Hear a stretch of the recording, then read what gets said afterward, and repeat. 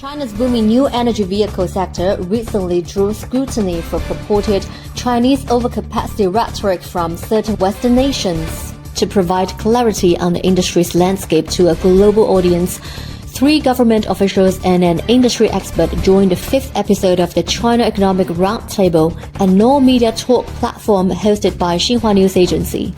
They elucidated why such assertions lack merit, outlined the significance of Chinese NEVs in the global shift towards sustainability, and disclosed the political underpinnings of Western containment strategies and protectionist measures.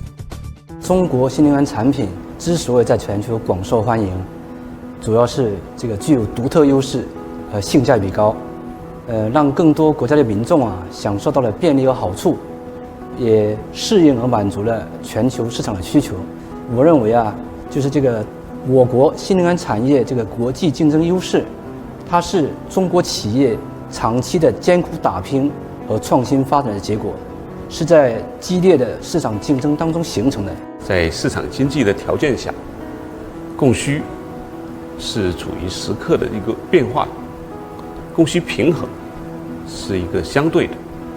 不平衡是普遍的。同时呢，我们面对的是一个全球分工配合的这样一个市场和产业的格局，无论是供给还是需求，都应该放在全球的视野中来看待。